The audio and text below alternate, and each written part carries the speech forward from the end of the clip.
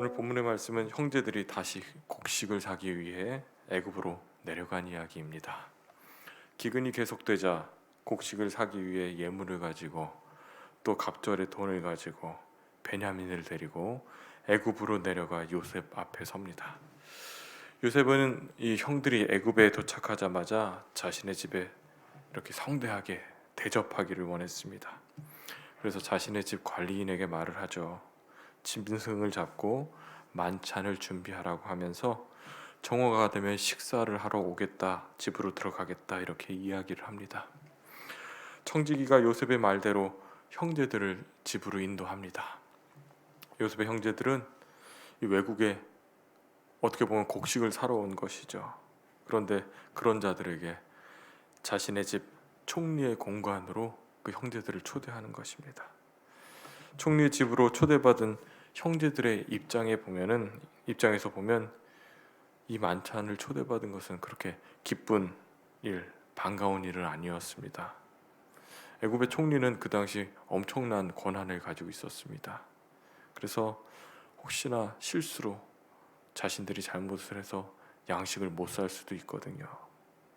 그 권한 중에서 하나가 이 양식을 팔 수도 있고 안 팔 수도 있는 것입니다. 그래서 굉장히 긴장되는 자리입니다. 만찬의 자리에서 말실수라도 하면 조금의 책이라도 잡혀서 너희들에게 양식을 팔지 않겠다 그러면은 야곱의 가족들은 꼼짝없이 굶어 죽을 수밖에 없는 상황인 것이죠. 그래서 그 형제들은 처음 만날 때부터 사실 총리는 자신들을 정탐꾼이라고 의심을 했었습니다. 또한 곡식을 내주면서도 막내를 데려오기 전에는 내가 믿을 수 없다. 그러면 그러면서 시므온을 이렇게 인질로 잡아두었습니다. 그런데 그 형제들은 아버지 집에 갔다가 곧바로 이 막내를 데려오지 못합니다. 아버지 야곱이 베냐민을 내어주지 않았기 때문에 한동안 시간이 걸렸고 양식이 끊어져서야 비로소 애굽에 이렇게 내려오게 된 것입니다. 게다가 그들이 양식을 사서 갈 때 양식 자료에 보니까 그들이 지불했던 돈이 그대로 있었습니다. 도대체 그 형제들은 이게 무슨 돈인지 알 수 없는 돈이었습니다. 정탐꾼이라는 그 의심도 모자라서 도둑의 누명까지 쓰게 되는 상황입니다. 그런데 총리가 갑자기 집으로 보내면서 점심 만찬을 준비하여 초대를 한 상황입니다. 무슨 일이 일어날지 모르는 아주 긴장되고 불안한 그런 초대의 자리입니다. 그래서 형제들은 두려워합니다. 지난번 곡식값을 제대로 지불하지 못한 일 때문에 두려워하죠. 자신들도 모르게 지불됐던 돈이 자루 속에 그대로 있던 것을 생각하면서 그 일로 우리를 이곳에 오게 하여 우리를 노예로 삼고 가지고 온 그 나귀까지 빼앗으려고 하는 것이 아닌가라는 걱정을 합니다. 굉장한 두려움을 느낍니다. 그래서 그 형제들은 그 일로 인해 문제가 생기거나 어려운 일을 당하느니 차라리 먼저 이야기하기로 마음을 먹습니다. 그래서 이 집에 도착하여 문으로 들어가기 전에 이 청지기에게 먼저 이야기를 합니다. 지난번 곡식을 사갔을 때 분명히 값을 치렀는데 하룻밤 묵어갈 여관에서 이렇게 짐을 풀다 보니 그 돈이 그대로 자루 안에 있었음을 말하고 그 돈을 그대로 가지고 왔고 또 이번에 곡식 살 돈을 따로 더 가지고 왔음을 말합니다. 자신들과는 무관한 일이었음을 이렇게 해명합니다. 그런데 그 청지기가 하는 대답이 유해입니다. 양식값으로 당신들이 지불한 돈은 이미 받았다고 말합니다. 그리고 당신들의 자루에 있는 이 돈은 당신의 하나님께서 주신 것이니 두려워하지 말고 안심해라 라고 말을 하면서 그동안 인질로 잡혀있던 시므온을 데려와 이렇게 형제들에게 풀어줍니다. 이 청지기의 안내를 받고 집에 들어서니 또 물을 가져다 발을 씻게 하고 나귀들에게도 먹을 것을 줍니다. 형제들은 도무지 이해할 수 없는 이 상황을 맞이하게 된 이야기가 오늘 본문의 이야기입니다. 오늘 말씀을 묵상하며 이 요셉과 이 형들의 모습을 보면 상당히 대조적인 것을 보게 됩니다. 짐승을 잡아 잔치를 열고 형들을 초대한 요셉의 모습과는 다르게 형들은 초대를 받았지만 굉장히 두려워하는 모습을 볼 수 있습니다. 호의를 베푸는데도 불구하고 오히려 형제들은 두려움이 커지는 그런 장면을 보게 됩니다. 오늘 읽은 18절 말씀에 보면 형들의 심리 상태를 이야기하고 있어요. 굉장히 두려워합니다. 그런데 지금 이렇게 눈앞에 보인 상황만 보면은 특별히 이 요셉의 형들은 잘못한 게 없습니다.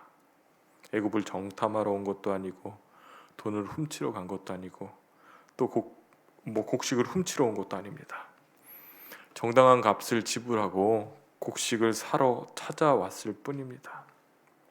그런데 그들이 두려워하는 것은 지금은 아니라 할지라도 과거에 지은 죄들 때문에 그 죄의 문제를 온전히 해결하지 못했기 때문에 그래서 근본적으로 마음속에 자기들이 잘못했다라는 생각이 있어서 그런 것입니다. 지난번 그 곡식값도 그 사건도 마음에 걸리고 과거의 동생 요셉을 애굽으로 팔아버렸던 사건, 이것이 마음속에 남아있기 때문에 두려운 것입니다. 이러한 두려움과 불안한 마음이 이 형제들에게는 계속 불길한 상상 또한 만들어가게 합니다. 이들이 상상한 것은 억류하고 또 달려들어 잡아 노예로 삼고 나귀를 빼앗고 최대한 안 좋은 쪽으로 생각하게 합니다. 상상하게 합니다.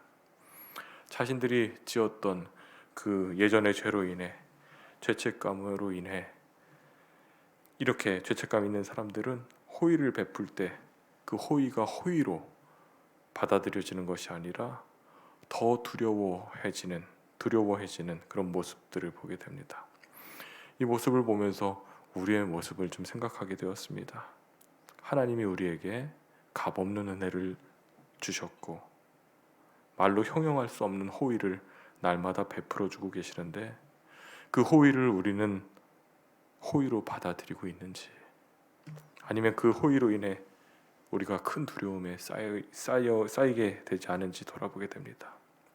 부족한 나의 모습, 연약한 모습으로 인해 하나님이 베풀어 주신 그 은혜를 받지 못하고 날마다 죄에 매여 죄책감에 사로잡혀 살아가고 있지 않은지 이렇게 생각해 보게 됩니다.